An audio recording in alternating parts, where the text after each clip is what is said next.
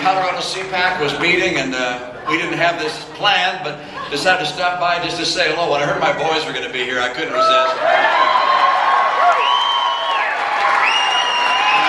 I want to thank you for the work you're doing. I know how important it is. I know this is going to be a close-fought battle. We need to win Colorado. If we do, you know what? We're going to take back the White House.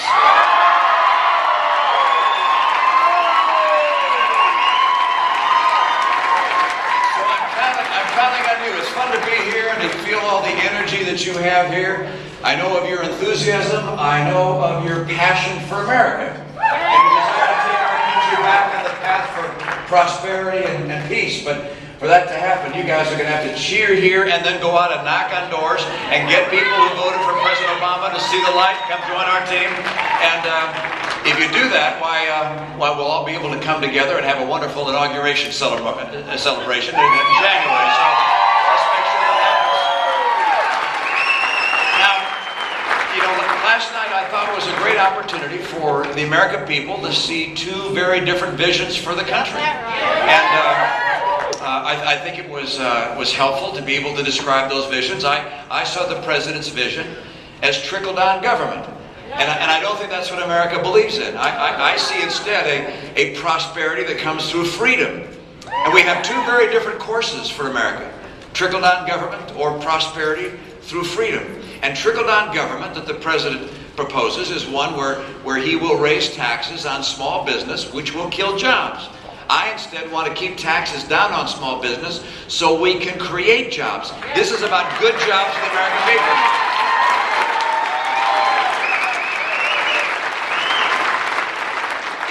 If we continue down his path, there's no question but that the middle class, which the Vice President noted has been buried, will continue to be buried with higher and higher expenses for gasoline, for food, for utilities, for health insurance. If I'm elected instead, we're going to see prices moderated because we're going to have people have higher incomes again. We're going to have rising incomes in America because we're going to have more jobs. We're going to have a stronger America with more jobs, rising incomes, moderated prices. That's a very different path than one with trickle-down government. Now, there's another place there's difference, and that's with regards to energy prices. Under trickle-down government, you have the president saying that, well, you remember in his last campaign, that under his policies in energy, the prices of energy would necessarily skyrocket. Well, I believe in an alternative. We should have North American energy independence, use the energy we have. It'll create jobs, keep our costs down, and reinvigorate our economy.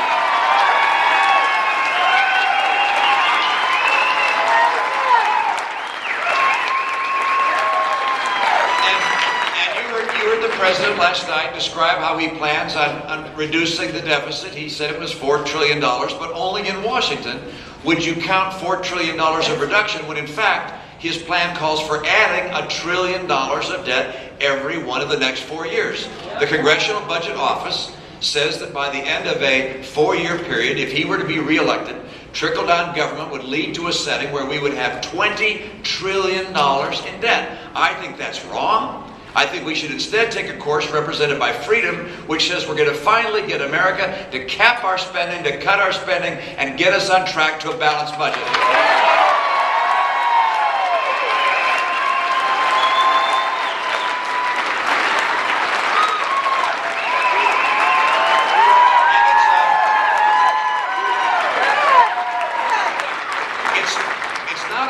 Told that Republicans are able to go out and talk about Medicare with such passion as we do. But let me tell you, when someone is taking $716 billion away from our current seniors in their Medicare plan to pay for Obamacare, we say no way. We're going to put it back and we're going to get rid of Obamacare.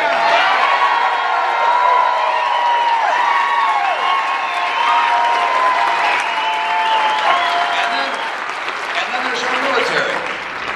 The president has proposed cutting our military budget, and then this sequestration idea that came out of the White House cuts our military budget even more. We're looking at about $1 trillion in cuts. The Secretary of Defense has said that those cuts would be devastating to our military. Can you imagine allowing cuts of that nature to proceed as this president seems to be willing to do? If I'm president, we will restore the strength of American military. We will not cut our military budget.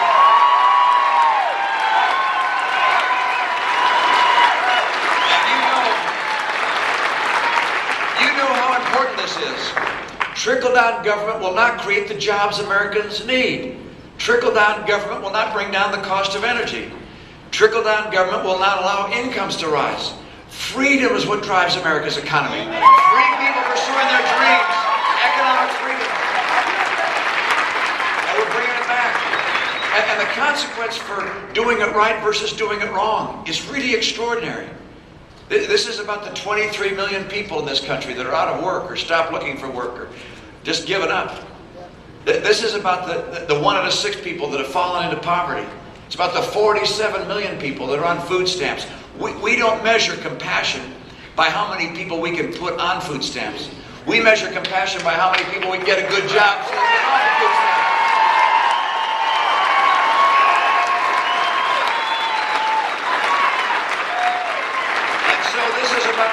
This is about those 23 million people. It's about the next generation. For the first time in history, Americans believe the future is not as bright as the past and that their kids won't enjoy the kind of prosperity that they've enjoyed. Well, that would happen, I'm afraid, if President Obama were reelected. It will not happen when I become the next president of the United States.